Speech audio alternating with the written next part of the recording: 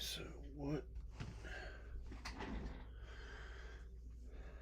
Okay, property says it's streaming. Says we are streaming.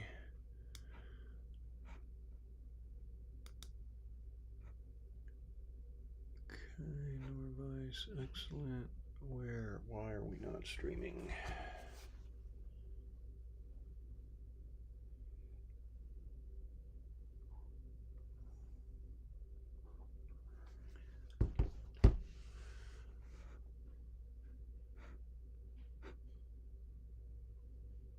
Okay, so we must be on because somebody is.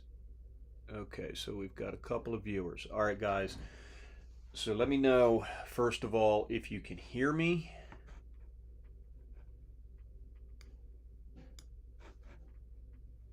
I see you. Chat is up. Okay, hold on. Bear with me. This is all new. It's cutting off half. There we go. Okay. That's better. Okay, chat is live. And I see you. Can you hear me? All right, you can hear me. Is it good? Got 4 people on.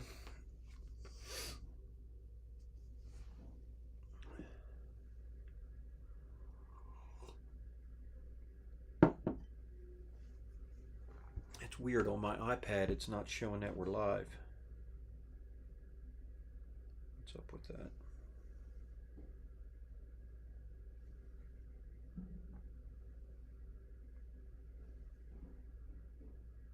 Oh, there it is. Okay, I just had to go back out and come back in. Okay, all good. All right, we got a few people on here.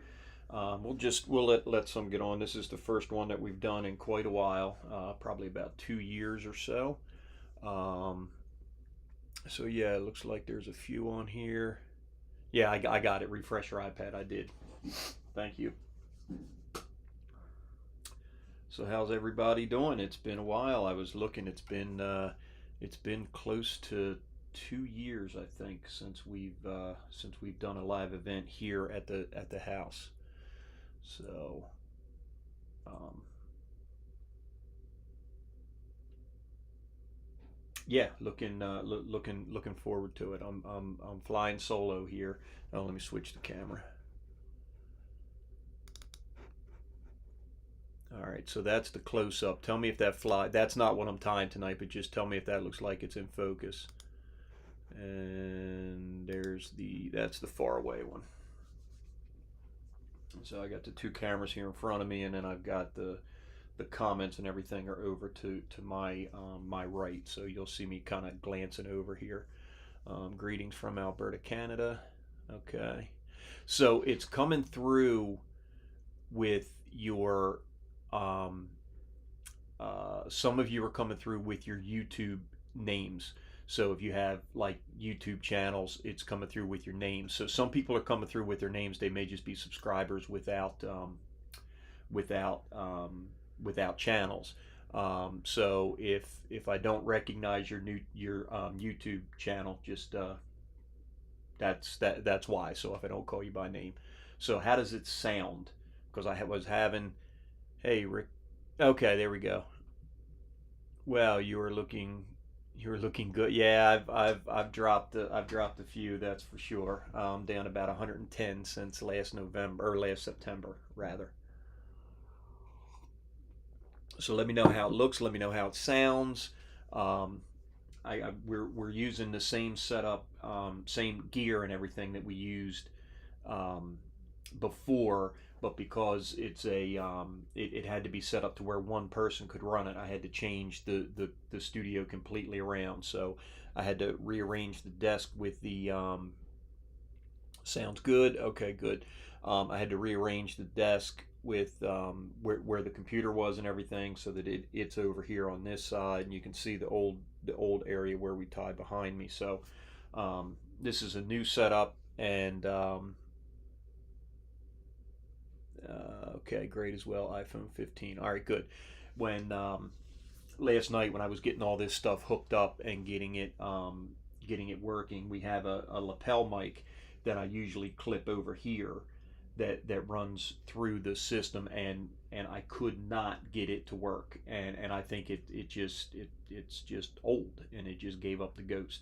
Um, but I'm close enough now. See, before when we were doing it, I was on one side of the room and Tyler was on the other. Kind of, we're probably, I don't know, 6 or 8 feet apart, and I couldn't use the microphone off of the iMac because it was too far away. It sounded like I was in a tunnel, so that's why we got the lapel mic.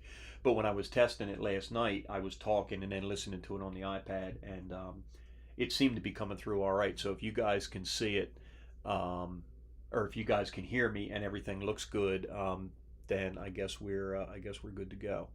So I'm going to give it a few more minutes here. I've got 3 patterns prepped tonight, and this will be the first of. I didn't ask you to help me with that, Siri. I've got 3 patterns prepped tonight, and this will be the first of. We're probably going to do this once a month now, and it'll probably just be me. I don't think we're going to do the whole thing where we had ambassadors and everything doing it before. It was good, but it just got to be it got to be pretty hectic, and you guys see what pops up on the screen and all that. Oh, big mess in the house. Good deal.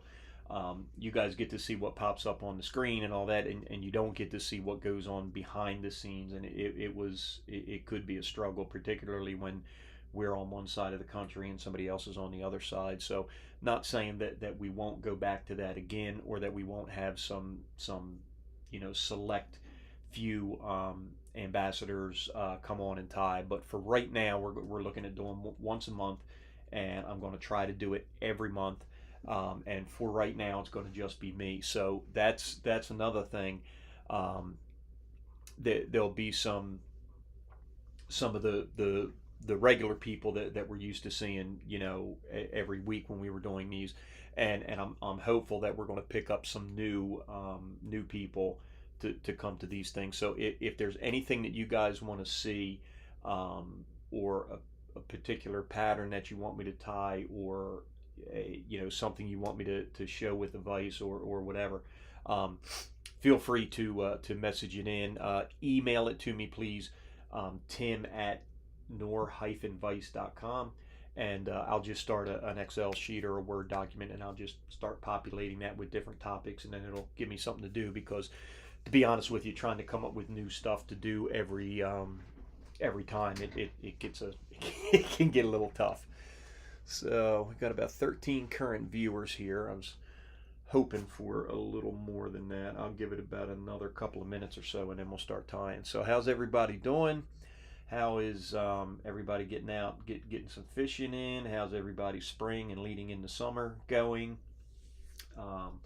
We've had a good spring. Haven't been fishing a ton, but we've been out. We've been doing a lot with the with archery business, which is starting to take off, and it's starting to take a lot of our time, and the Norvise company has been fantastic.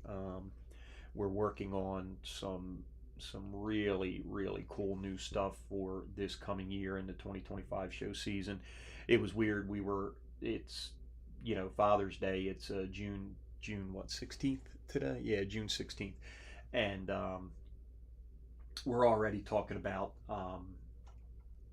show season for 2025. So it's going to be here in a blink of an eye. So we're kind of getting ready for it. We sent some emails out to some of the ambassadors today, just trying to get a feel for what everybody, with the shows that they want to do, and so forth. And it never stops. So I've got good to see you. You look great. Thanks, Susan. Appreciate it. Yeah, a little bit earlier we said I'm down about 110 pounds right now. Started September. I had a hernia surgery September 11th, and the prep for that started like August 24th. So from August 24th until this morning, I'm down just about 110 pounds. So feel great. Exercise and actually doing a little running here in the mornings, which usually the only time if you see me running, you can rest assured somebody's chasing me. But now it's good. So yeah, it's want to see some competition fly. Yeah, I had somebody else ask about that too, about the March Madness competition, and I'll be honest with you, if we could figure out a way to bring it back and to do it in a way that we didn't have all the issues that were cropping up and then became more and more and more issues, I would do it because I love that competition. I think that was so much fun, but the cheating, it just got to the point to where I had to pull the plug. There was no other option. It was bad. Trust me, it was really bad. All right, well, let's get started here. Um, so I prepped a bunch of wet flies tonight for no other reason than that's what I was tying at the end of the last show season, and that's what was on the top of my box, my travel box with all my materials in it. And just for the record, I haven't tied a fly since the last show, so if you see a mistake, maybe cut me a little slack. But we're going to start with it's a size 14.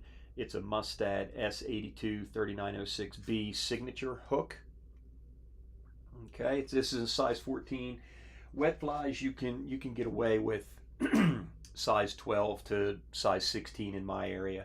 I love these type of flies. They're easy to tie. They're so versatile and they catch fish like nobody's business. So let me switch cameras here. This is kind of different doing this on my own. And I figured if there was one thing I was going to do or forget to do, it would be to switch cameras. But so got some things that we've learned here. I think I got to do a little something with the table. It's a little shaky. I've set this up to where I can wheel this thing into place, and then I can just wheel the whole table and the vise um, out of the way so that the cameras and everything can stay set up, which is going to work, and it's going to work fine. But I think I got to do something to this table because it's a little bouncy. All right, so we've got our hook and our vise. Remember, we always want to put our hook shank when we're tying on the standard jaws. We want the hook shank level and even with the top of our jaws, and that's what sets the hook shank on center, which is what allows us to spin the vise and have the hook shank um, rotate freely. Okay, and just this is all new to me running this by myself, so I'm going to kind of be in and out here because I don't want to miss any questions or anything. Brittany Davenport, hey, looking good. Barely back in cell area, so in and out. Yeah, I know you and Brian were up. You're probably on your way home from fishing. Uh, McFalls flies, great camera angle. Okay, cool. All right, so it looks like everything's in focus, and we're going to get started. So I'm just going to tie on here. This is Semper Flies black. I believe it is A-Dot Nano Silk. So when you're tying wet flies, you always want to leave this space up front here for your collar. And the mistake that I see a lot of people make with with a lot of flies, not just wet flies in general, is they do what's called rushing the head, where they start here and they put all their body materials and they do all this and they start to creep up on this area up here, and then they don't have anywhere to finish the fly off. And if there's one thing, in my opinion, that really sets apart a good fly versus a mediocre fly is how clean the head is. So you always want to leave yourself about the diameter of the hook. You want to leave yourself about that much space behind the eye of the hook to build your thread head. So this is going to be a version of a fly. It's kind of like a blowtorch nymph, or it's just something. A lot of the stuff that I tie, it's when we're sitting in at the shows, and I just start playing around with different materials and start freestyling. And I came up with this last show season. I don't claim this to be mine. It's just a bunch of the materials that I like, and I put them all together, and it comes out with a fly that actually works pretty well. So we're going to tie on behind the eye of the hook. We're going to lay down a thread base back to the point just above the barb, and we're going to pull out just a little bit of Senyo's laser dub. and we don't need a lot of this. And this is just going to be like a little, like a hot spot, like a wool tag or something coming off the back of the fly. So you can see I've got a little pinch of dubbing here, and all I'm going to do is I'm going to just kind of grab from the middle, and I'm going to pull them out, and then I'm going to put them back together. And basically I'm trying to do my best to align as many of those fibers up as I can. Okay, so I'm going to take this and I'm going to fold it around the thread, much the same way you would tie in flash or any other material where you're using the fold in technique. And I'm going to bring it right up on the top of the thread, and I'm going to give it a couple of good tight wraps. Make sure it's cinched down, and then I'll advance my thread up to the front of the fly. Now, I'm going to come in here with my scissors, and I just want a little bit of this sticking off the back. So I'm going to grab the material, I'll stroke it back, and then I'll come in with my scissors and I'll just clip it off just about right there. And I just want a little tag or a little hot spot, just something to kind of set this off. This is red laser dub. As I said, you can do the same thing with this green chartreuse and you get the same effect. I'm using this material on another pattern, so that's why I opted for the red on the first one. Okay, second material. Hey, Dom's in the house. What's up, Dom? Second material is going to be peacock herl. So this I got from Brad Buzzy. This is some of the best peacock that I've ever had. It is probably 8 inches long. They're all good herls. Nothing's broken, nothing's bleached off or burnt. This is a great, great pack of peacock herl. And I'm going to pull out about 3 or 4 of these. I'm not going to count them. Just kind of get an idea.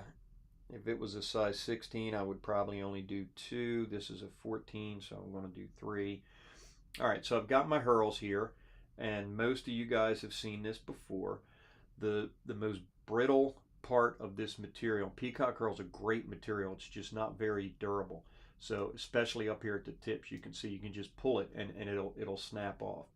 So I've evened these up, and I'm going to come in here with my scissors and I'm going to clip about an inch or so off the front. And then I'm going to tie these in. Remember leaving that space for so I can build my head at the end of the fly.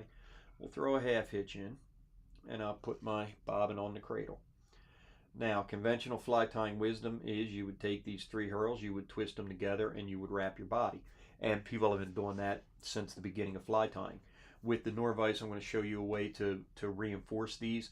I'm tying with black thread tonight. I don't normally demo with black thread, but I couldn't find any of my smaller, like a lot of times I'll do orange or chartreuse so that you guys can see it. But I couldn't find any of my smaller size bright thread, so I am tying with black. So I hope you can see this. It actually doesn't look too bad on the screen. So I'm going to take these, I'm going to lay them out over the front of the fly, and I'm going to spin the vise. And now watch what happens right here for those of you who haven't seen this before.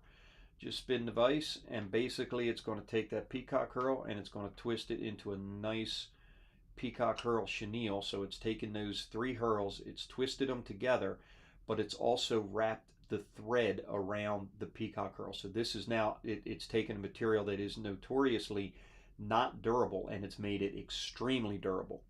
So I'm not going to let go over here. I have this pinched to the thread. I'm going to take the bobbin off the cradle, and we'll spin the vise, and I'll work the body back to my little hot spot, and then we'll go right back over top of, so we're going to wrap from the eye to the spot just above the barb, and then we're going to go back over top of it, and now we're wrapping back up towards the eye, and we get a very nice, clean, durable peacock herl body. So now I've got a little bit extra here. You can see I'll treat that like a dubbing loop, so I'll put 3 wraps in front, and then I'll come behind and I'll put 3 wraps behind, 1 more in front to lock it in place, and then I'll come in here with my scissors and I'll cut that out, and now I'm ready for my next step. Now, You could counter rib this if you wanted to. Um, Absolutely can do that. It's not totally necessary with the way that we tied it together.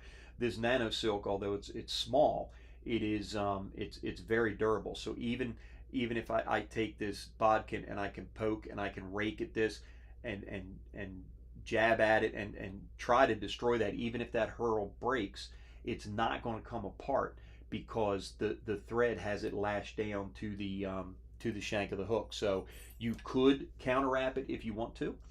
That would give you a little bit of extra weight, maybe get the fly down a little bit. You could put a little bit of lead for the underbody. There's a lot of things that you can do with this style of tying, and that's why I love these flies so much. You can dead drift them, you can swing them, you can strip them like streamers. They're just extremely versatile patterns. So now we're going to finish this off. I've got it's a hen saddle. It's a dark mottled brown from Sidling Hill, who is a fantastic hen. Oh, let me turn that over. Fantastic hen saddle provider. We usually get these at the Lancaster show. They're typically one or two booths down from us, and he generally gets a fair amount of my money every show. I think he actually got Dom this year for more than he got me for. So we're going to prep this feather. So I've stripped all of the fluffy kind of, for this pattern, useless stuff off of the back. And then we're going to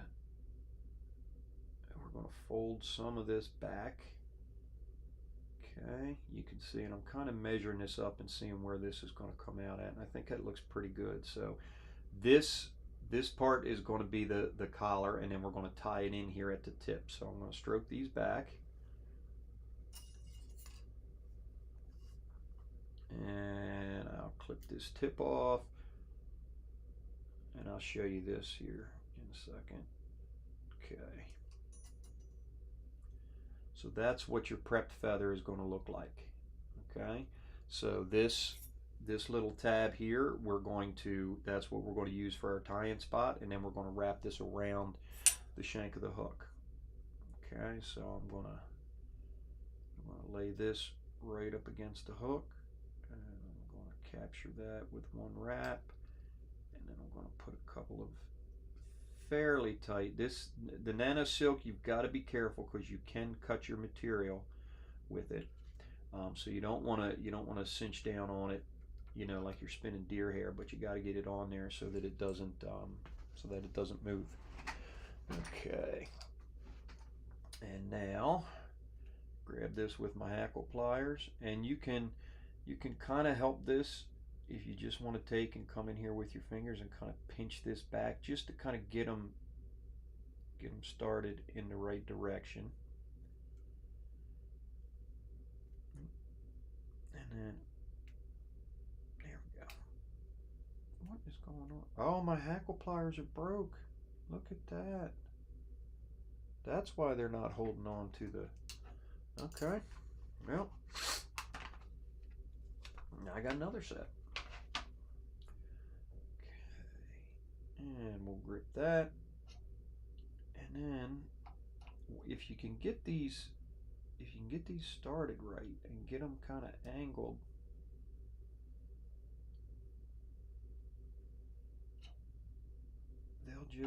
it will walk itself right on there fairly easy. There we go. And then I do about usually a half a turn, and then I'll stroke them back just to make sure that they're all going in the right direction. And you keep doing that. Keep working it, don't fight it.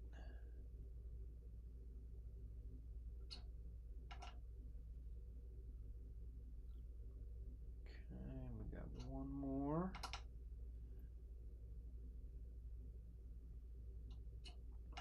Okay. So now it's tough to see because all you can see is my finger, but I'm pinching the stem of the feather. I'm pinching it against the side of the hook closest to the camera. So I've wrapped all of the feather on, and I'm using my finger to pinch it. That way I can let go of the hackle pliers, and I can come over here and grab my bobbin off the cradle and let it wind itself up,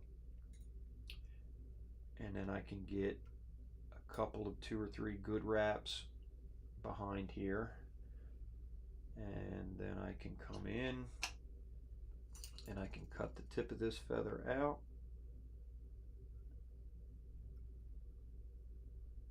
Right there. Okay. Now, just kind of help these back, and I can take my handy dandy patented Norvise hackle guard, slide it up off of my bobbin, up the thread, onto the fly. I can hold all of those fibers back. And now I can come in here and remember that little area that we left. I may have left a little much there, but I'd rather have too much than too little. And that's the one thing I like about this nano silk, is it does not build up at all. Okay, then we'll come in here with our whip finish tool.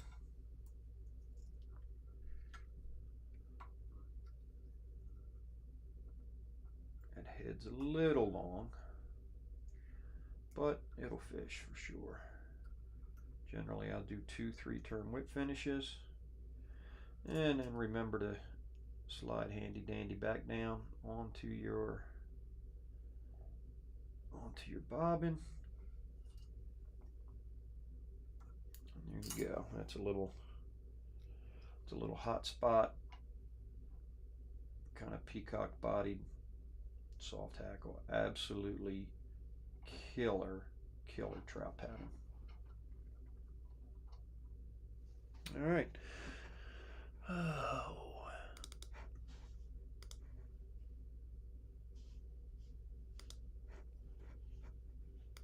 All right, Dave Allison in the house. All right, so there you go, guys. That's the first pattern. So any questions, anything you want to talk about, anything you want to ask me, feel free. I'll give it a minute or two, and then we'll go right into the next pattern. We're going to try to keep these at about an hour, unless we get into something, some kind of majorly good discussion or whatever. We're trying to build content for the new YouTube channel, which you guys have obviously found the new channel, and we have a fair amount of videos in the can, so to speak, and I want to start posting one a week. Brittany, send me a text and let me know if you know how many videos we have. I'm kind of curious. We've got, I'll be doing some things. Actually, I will probably, being as I have all of this material out, I'll probably shoot a video on each one of these patterns and we'll post it up. But we're hopeful. There's close to 200. Well, there's over 200 pieces of content on there, including the live. We shot a live event from each of the shows last year. I think there's 189 tying videos and then a bunch of live stuff. So there's a lot of content up there, and there's a lot of stuff for beginners and seasoned fly tyers alike, and we want to keep working on that. So all right, no questions on that. So let's go to the next pattern. Same hook, same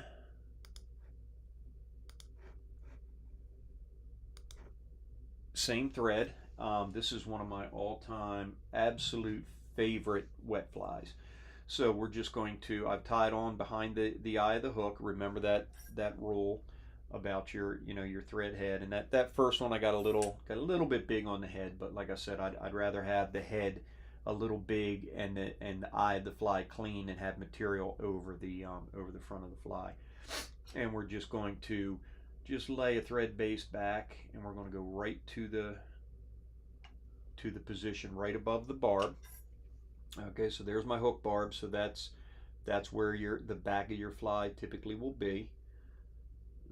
Danielle Bailey. Hey, Cade wants to let me know he is on YouTube, but apparently I have his parental restrictions on lockdown. Now I need to figure out how to change it. All right, that's good. That's good. He is on YouTube. Yeah, so Cade's watching, but apparently his mom has this. I checked it. It's for. No, I didn't. I checked. No, it's not for kids, because if you put it on there for kids and something that they deem something not for kids, they'll pull the whole video. So, okay, so here is our tie-in point. Generally, you'll end right above the barb of the hook. If you're using a barbless hook, it'll be kind of the start of the bend. So this, if you're a trout guy, this is one of the best materials out there. You have got to tie with pheasant tail if you're a trout guy. So this one, this is actually pretty good. I think I can make this work. When you're tying with pheasant tail, I'm going to use the tail and the body are going to be the same material. And if you have fibers that are long enough, you can pull that off with one tie, or one tie in, so to speak. And I think I can get away with that on this one. So I've got a small clump of pheasant tail. You can see I've evened up the tips, and I'm going to grab that, and I'm just going to pinch it off of the feather stem. So I'm going to measure this up, and I want my tail to be about the distance from the end, from where the hook eye ends to the point of the hook. So basically this space in here. So I'm going to measure that up, which is about right there. So now I will transfer from my right hand to my left hand. I'll lay this material at my tie-in point up against the hook shank at a 45-degree angle, and we'll give it a soft wrap, a medium wrap, and a hard wrap. And if you do that right, it will walk that tail right up on the top of the shank of the hook. Soft wrap, medium wrap, hard wrap, and you use your thread tension to manipulate the material to slide around to the top of the hook. Okay, now what I'm going to do is I'm going to take this material, which is going to be our body, and I'm going to fold it back, and I'm going to wrap back over top of this. So now I've got a double layer, kind of, we wrapped on it once, then folded the material back, then wrapped on it again, so that's not going to pull out. Okay, now I'm going to advance my thread to about the middle of the hook shank, because we are going to counter rib this one. So this is number 30 medium orange wire. Okay. Okay, Dave Allison, I'm sending you a video in the next few days. Email it, Dave. Email that directly to Brittany, Brit@nor-vise.com. Thank you. All right, so we're going to clip off a little piece of wire that I promptly just dropped. Oh, there it is. Okay. All right. So now this is going to be what we're going to use to counter rib the body of the fly. And what I'm going to do, I'm going to tie this wire on the side of the hook facing me, and this is very important, and I'll explain why we do that here in a minute. So I've got it, it's tied on the side of the hook facing me. I can actually come in here with my finger and I can kind of manipulate that around, and we're going to tie it, we're going to bring it right back to our tie-in point, which is right here. And then we'll come back up front, cover that up, and I'll get to a spot right here behind the eye of the hook. We'll throw a half hitch in, and we'll go on to cradle. Okay, so now I can grab this pheasant tail with my hackle pliers, and I really like the other style hackle pliers for this, but I'm going to have to make these work. Try to get it out here near the end, and then I'm going to be very careful to try to not break these, and I'm going to twist them just a little bit. Okay, and then you got to manipulate around the point of the hook. If you start dragging that point of the hook across this, you are going to cut them. Okay, and then I'm going to just walk it right up the body of the fly to right there. Okay, now again, I'm going to, just the same way I did with the feather on the last pattern, I'm going to pinch this on the side, on your side of the hook. I'm going to come over here, gather my thread off the cradle, and as soon as I get one good wrap on there, I kind of have it, and then I can shore that up a little bit. Okay, and then I can come in here, and we're going to come right up against the bottom of the hook shank, and we're going to clip that off. And that's what I love about pheasant tail. It just gives you such a cool body. You can build the taper with it. You can do so much stuff with it. It is a fantastic, fantastic material. Remember, every time we go on the cradle, we throw a half hitch in. Okay, I'm going to grab this wire with my hackle pliers. Now, as we wrap the peacock body for the first fly, and then as we wrap this the pheasant tail body for the second fly, we're rotating the vise toward us, or if you're looking at the front, it's going counterclockwise, which in turn makes the material go over the shank of the hook. Now we want to do what's called counter wrapping this wire. So you've got your material angled this way, and then we're going to come across with the wire and angle it the opposite way that the material is going, and it makes for a much stronger body. Okay, so now we're going to wrap this under the shank of the hook, or we're going to turn the vise away from us, or clockwise if you're looking at the front. So if you're wrapping over the shank, if you're doing a conventional wrap and you want to wrap over the shank of the hook, you rotate the vise towards you or clockwise. If you want to go counter wrap, you rotate it away from you, or I think I said that wrong. Towards you is counterclockwise, away from you is clockwise. Okay, now remember when I said you tie your wire on the side of the hook facing you. Okay, the reason we do that, how many people out there, hey Lori, what's up?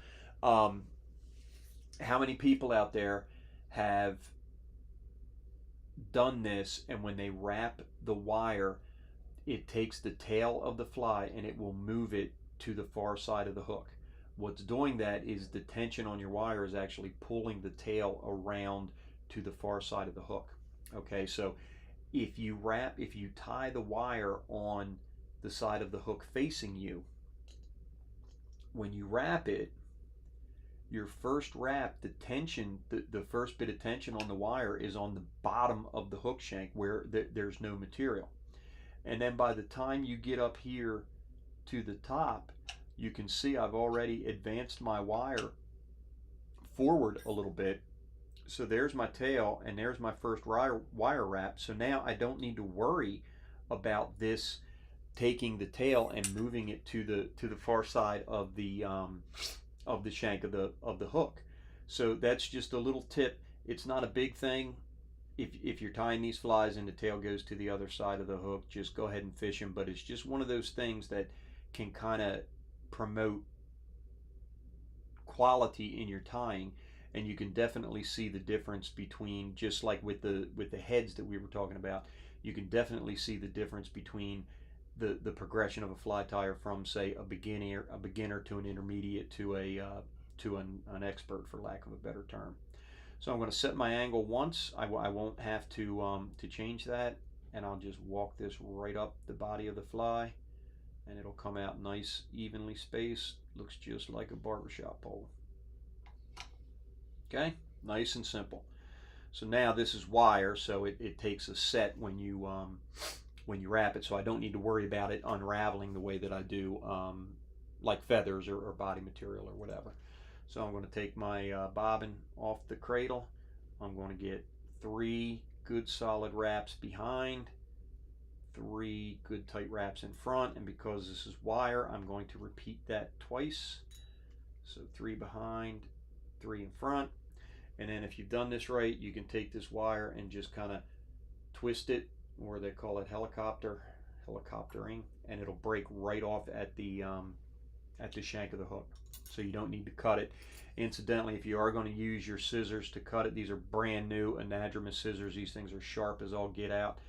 Don't cut up your wire up here by the tip. If you're going to use your scissors, either have an old pair set aside that are already dull that you use for just wire, or take them deep in the jaws of the scissors. Don't cut them out here by the tips, because that's where you're going to do your fine work. Okay, now we've got to build a thorax on this guy. So we're going to throw a half hitch in there, and we're going to go on to the cradle. So now for the thorax, this is, I believe, a new color. It's Senyo's Fusion Dub Eat a Peach. That's what it's called. And I found this at Schultz Outfitters when we were doing the Detroit show this year, and this stuff is super cool. It's got all these different kind of oranges and peaches and pinks and stuff in it. I really like this. Is going to be a killer steelhead dubbing for a few patterns, but we're going to use it for the thorax on this guy. So we're going to pull just a little bit out. Don't need a lot, because we're not going to be dubbing a lot on this. And look at that. I can see right now, I can count like 5 different colors in there. It's just such a cool material. So I've got my dubbing out. We're going to spin the vise, touch the dubbing to, let me get this friction nut off, touch the dubbing to the thread. Dubbing jumps out of my fingers up onto the thread. And that's how we do a dubbing noodle on the Norvise. And that's what I say. You can see the camera kind of bouncing. That's why I got to do something with this table to kind of shore it up. So now I'm going to pinch it over here, and I'm going to spin the vise, and that tightens it up and pulls the dubbing down, makes a nice tight dubbing noodle for me. And we're going to come up here, and I'm going to wrap this right over the pheasant tail, and we're going to build a ball. This is going to serve 2 purposes. It's going to be the thorax of the bug, but it's also going to support the collar that we're tying in. Okay, that looks good. And we'll just pull these back, and I'll just wrap back a little bit, because I gotta have enough area to get my feather on there. Okay, now these longer ones here, I'll usually take those, and I'll just come in here, and I won't cut them. I'll just kind of slice them off. I don't think you want dubbing way back here past the tail. A little bit of bugginess on there is always good. If you want, you can always take one of these Velcro combs and rake them out. But you don't want to cut them off square and make them all the same length. This gives it more of a buggy look, I think. Okay, and now for the collar on this one, the tried and true partridge skin. Probably one of the best materials to do collars. You can use these up here near the neck of the bird, which are these kind of little like black and gray specked ones. You can use some of these down here if you want a different color with the kind of brown and tan. So a lot of different things that you can do here. We're going to use one of these ones up by the neck, because I think they just look to me like bug legs. You know, they have that kind of mottled or speckled kind of look to them. And I just think after you hackle with a partridge feather, I just think the flies look so good. Yeah, that'll be enough. Okay, get my scissors here.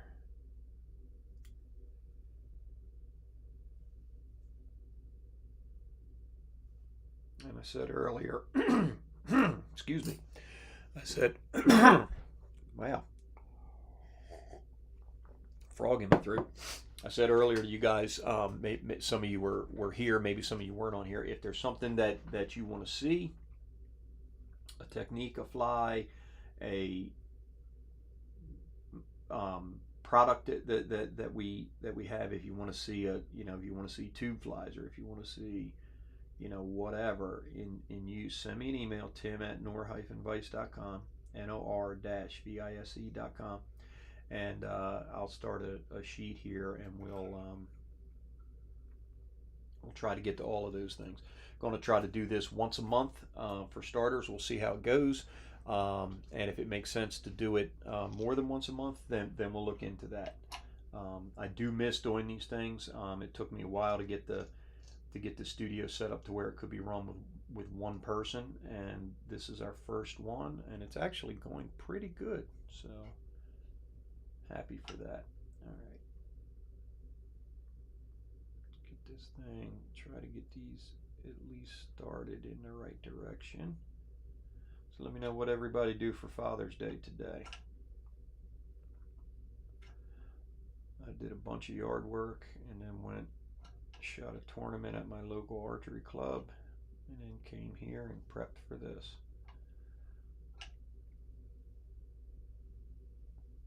Okay, so there's my collar, and I'm going to pinch, just like I did on the other pattern, I'm going to pinch this feather on the side of the hook facing the camera.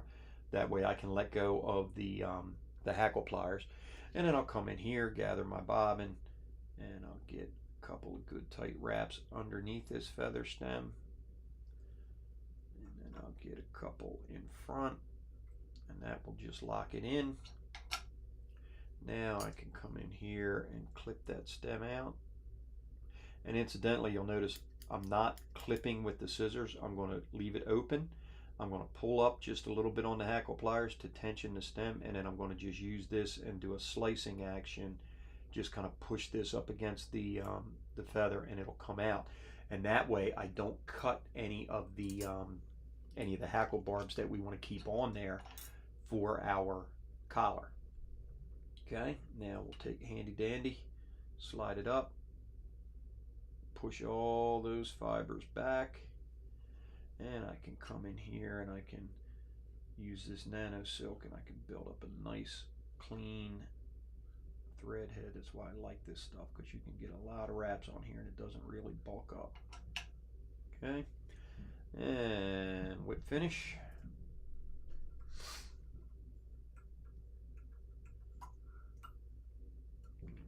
Generally I'll do 2 3-turn whip finishes.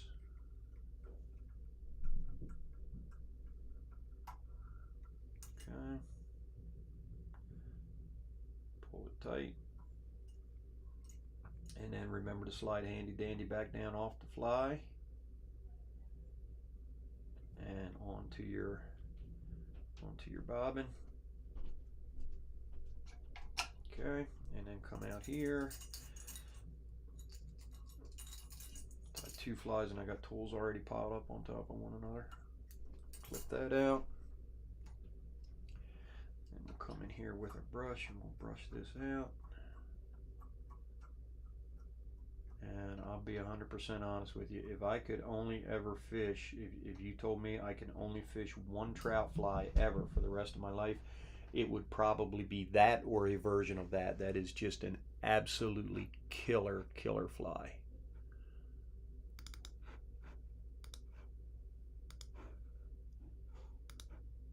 All right, so questions on that one? If you do, let's see here. Trying to get the cottonwood wool out of the bushes and trees. Looks like winter in late June in northwest Montana. Okay, happy Father's Day. Fished a bitterroot, salmon fly. Oh, salmon flies, that's a good day. Nice, had a small barbecue. Happy Father's Day. You too, bud. Okay, good deal. So anybody have any questions on that last one that we did? How's everything looking? The cameras, the switching back and forth, the sound. Just let me know if there's any issues with anything. Let's see, what do we got here? Wow, that went quick. 7:47. All right, let's get the last one in here. This is one of my favorite ones. I demo these a lot at the show. I love fishing two-handed rods. I love swinging for steelhead, swinging for trout. So I've come up with this kind of, we basically took a bunch of the older classic kind of stay flies, and we've scaled them down into a trout, a fly that you can swing and you can fish for trout. So This is it's an Ahrex, it's an HR 410 size 8. This is a bulk pack that we get, and it's the shape of a classic salmon hook. Let me get this out without jamming it in my finger. And if you were at the booth this year, you probably saw me demoing these because I tie a ton of these every year. So there's the hook, and again, we'll put it in there, remembering to line the shank up level and even with the top of the jaws. There you go. FaceTime my wife and kids most of the day because I'm welding new construction gas rig 1,200 miles away from home. God bless you, son. God bless you. All right, so we're gonna, now this is a loop eye hook. So the first thing you want to do is you want to close this loop. So we're going to tie our thread on right here behind the eye. Get a few good wraps on it, and then we're just going to wrap this around and make sure that we get that eye closed. And be careful, these Ahrex hooks are usually really good. That where they bend that around, sometimes that little transition there, when they shear that off, it'll be sharp and it'll cut your thread like nobody's business. So just be careful with that. Now we're going to lay down some thread. Now on this style hook, generally you don't go back as far as the barb of the hook. You will start your pattern on the shank right above the point. Okay, so that's kind of, it's a little bit different with these classic style hooks. So let me think here. It's been a while since I've tied one of these. What's the first thing that we have to do? First thing we have to do is put the hot spot in. So Senyo's laser dub in green chartreuse. I guess I should change the camera. Here we go. Knew I was going to forget to switch the camera.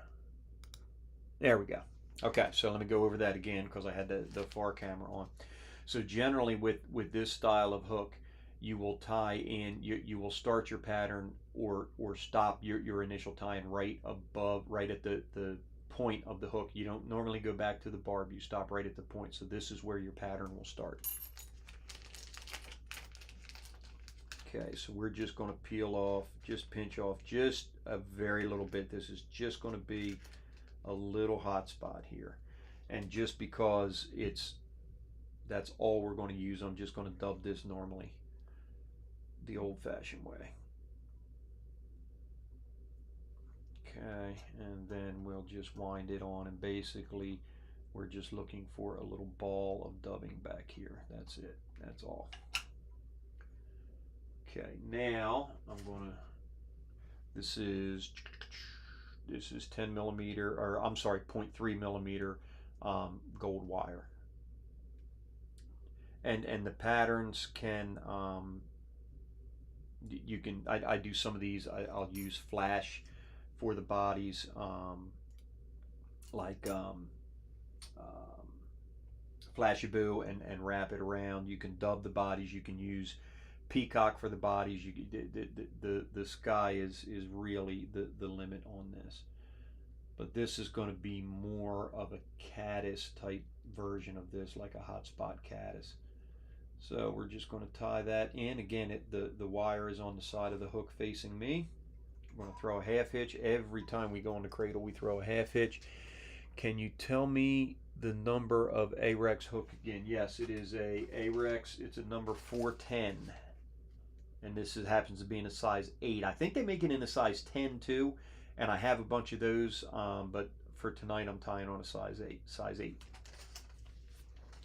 Okay, now we're going to go with the body material, which is just a, I believe it is a beaver dubbing. It's something I picked up at one of the shows, kind of like a light tan or even a light cinnamon color.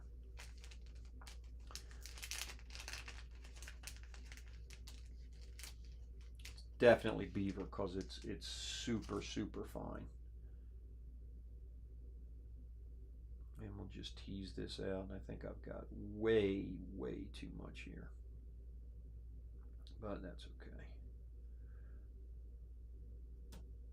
Okay, and we will spin the vise. Touch the dubbing to the thread. Dubbing jumps out of our fingers up onto the thread, and we will just work this from left to right. And this is how we build a dubbing noodle on the Norvise. And I'm trying not to do this super fast because I can see it shaking the table, and I don't want you guys to get seasick. So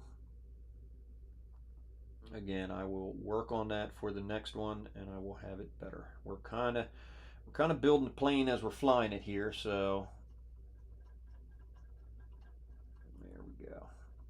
Okay, now I can tighten this up, so I'm going to pinch the thread here. I think my fingers are out of the frame, but I'm going to pinch the thread, and that will only let it twist out to here. And now if I have any heavy areas like this here, I can just peel that out.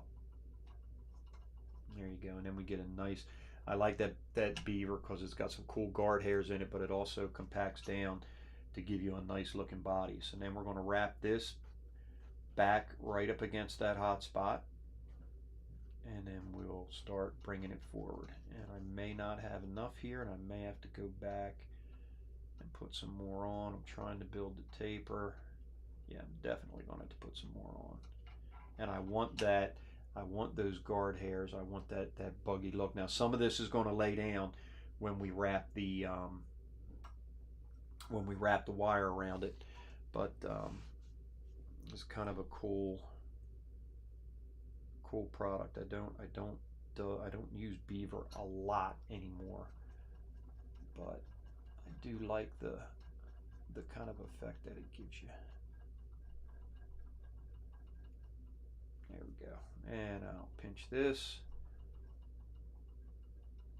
spin that down tight, and it's a little heavy here, so you can just, where it gets heavy, you can just kind of pick that out.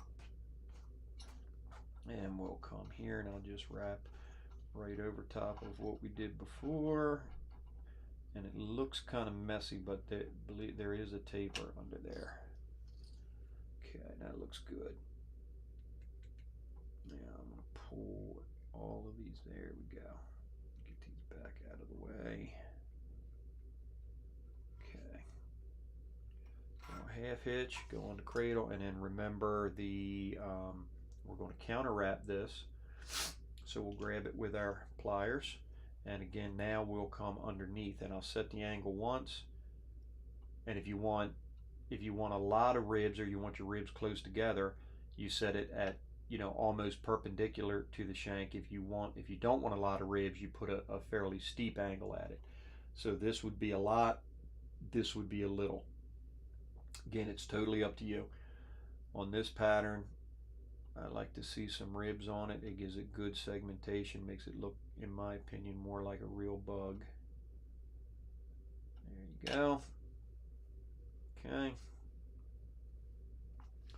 And we'll come with our thread, and we'll get 1, 2, 3 in front, and then we'll do that twice.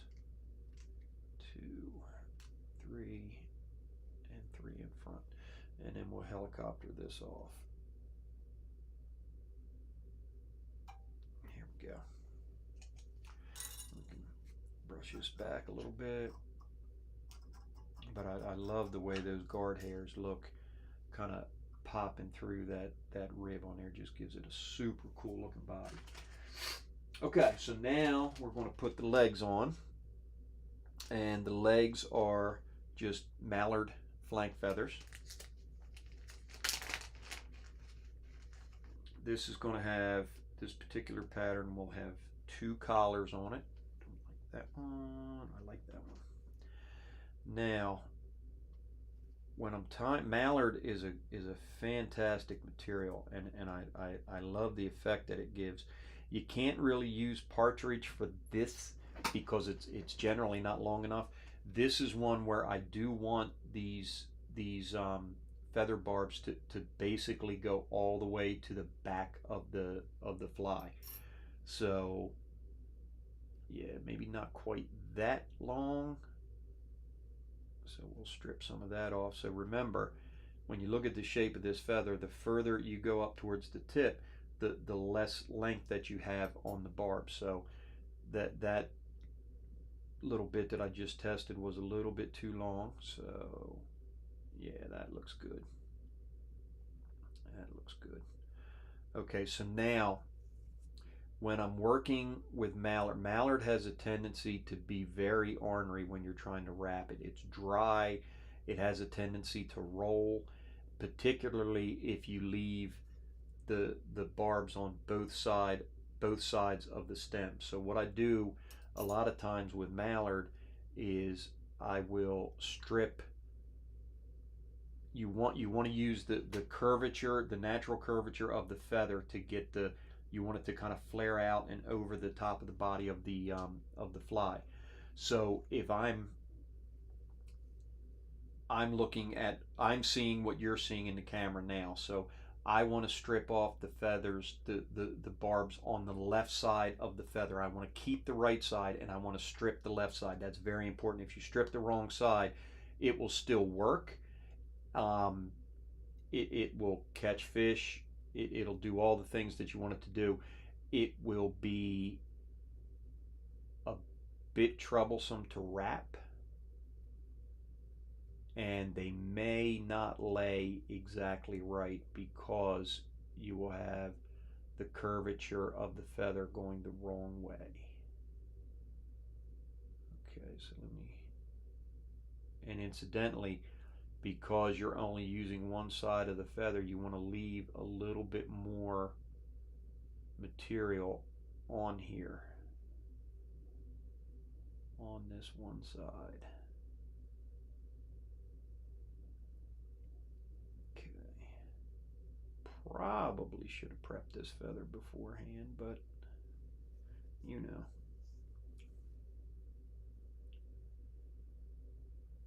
Okay, so that's what I'm working with, and you don't want a lot for this. We just want to give the kind of the illusion of legs or tentacles draped over the back of the fly. Tentacles. Caddis don't have tentacles; they have antennae. Okay. Just like we did with the other one, we're going to tie this in. Get a good wrap here. Get it in there good and tight. Now again, every time we go in the cradle, we throw a half hitch. Okay. And we'll grab this. And a lot of times with mallard, it's kind of all or nothing. It either goes on nice and easy, or it fights you every step of the way. And this one looks like it's going on nice and easy. Okay. It's only going to be about 2 or 3 wraps for this. We don't want a ton of this material on here. Okay, and I've got it, again, I've got the feather stem pinched on your side of the hook shank. 3 behind, 3 in front. And we're going to come in here and we're going to clip this out. Okay, now I'm going to take my bodkin and I'm going to try to pull some of these apart, and I want to kind of get this as best I can. It doesn't have to be perfect, but you want to get it kind of evenly distributed around the shank of the hook. Doesn't have to be perfect. No bug in the world is, but okay. And you want to do that before you wrap back over top of this, because once you cinch it down, it's not going to move. And we can brush him out.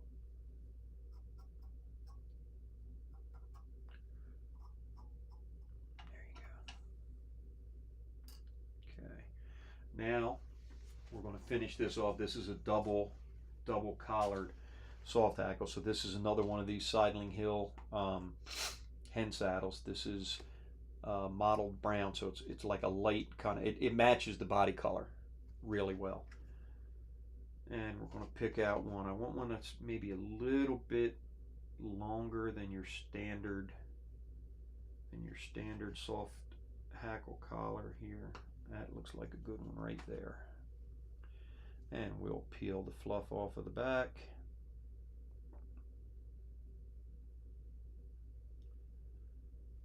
And we can clip this off.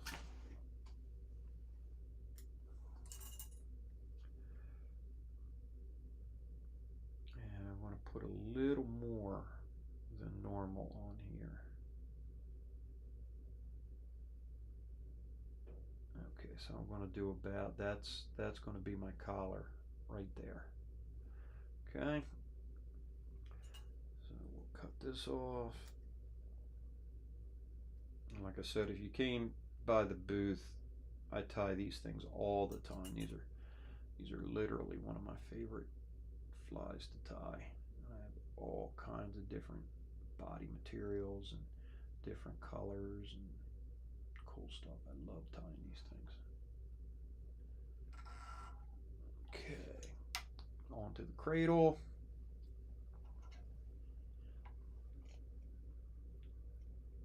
Grab the stem, and then we'll just start wrapping this guy. And again, we'll get it, just give him a little help there, just kind of get those feather barbs kind of pointed, started in the direction that we want. You can use the back of your, you'll see a lot of people use the back of their scissors to do that. I have about 50-50 luck when I do that. Sometimes it works really well.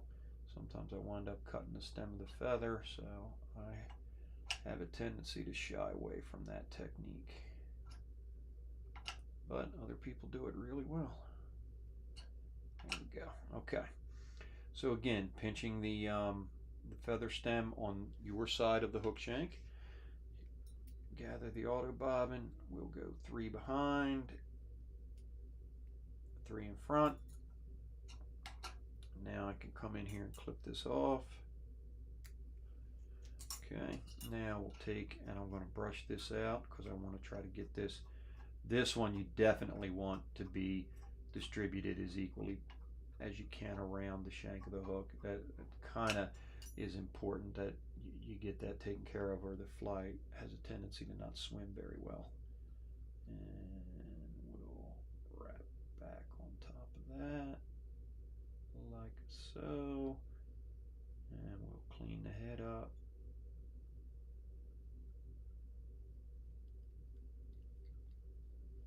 And there you go.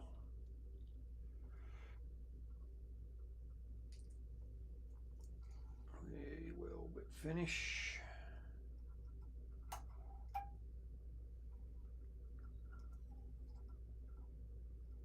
And you can throw this on a single-handed rod. You can dead drift it. You can strip it like a streamer. I like to swing them on a micro spay, like a 10.5 foot 2-weight trout spay.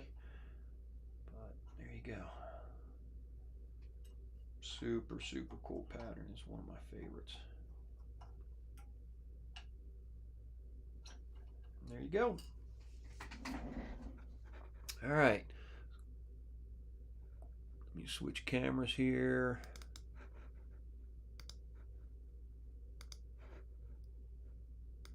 All right. So there you go. That's yeah, just about an hour. If you guys have any questions, I'll hang out here for a little bit. Got a little bit of some kind of ginger tea in my Jeff Courier mug.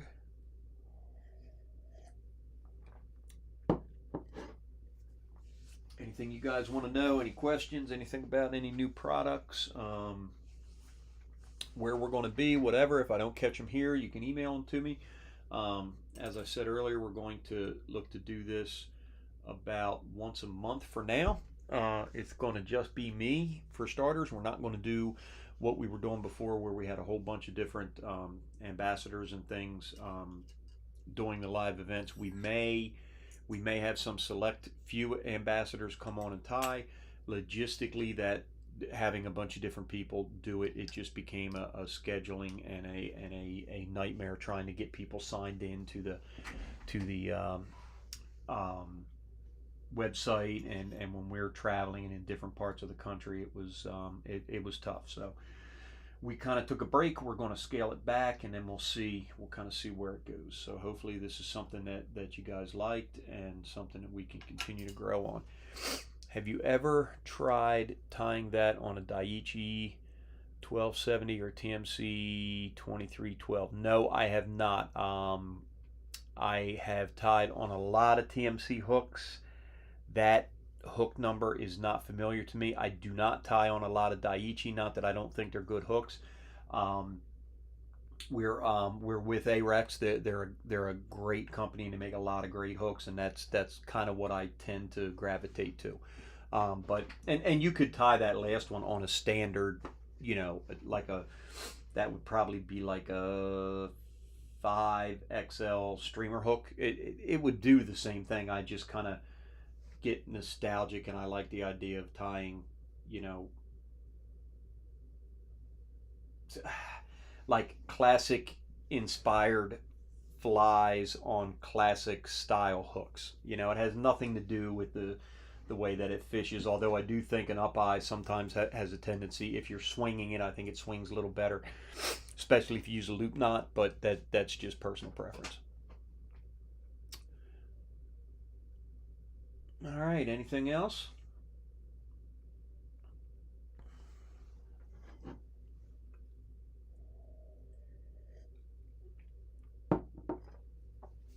All right, well, I'm going to go up and I think Michelle and I are going to watch, we're into this show that was on a couple years ago called The Mentalist, and it was like 5 seasons or 8 seasons or something, and we're kind of binge watching that, so I think we might knock out a couple of episodes of that tonight. So thank you guys.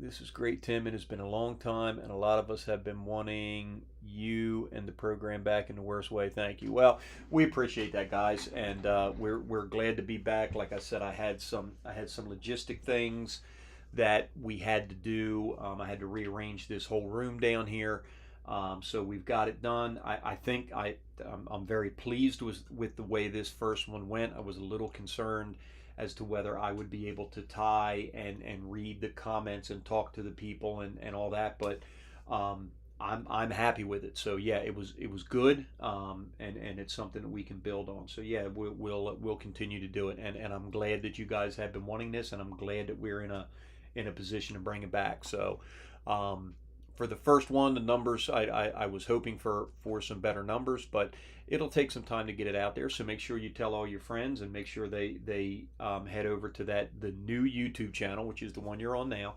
Hit the like button and hit the subscribe button. And that subscribe button is important because when we go live, it will, if they have notifications turned on their phone, it will ping their phone and it will tell them that we're live, and then they can just click on that and sign on. So.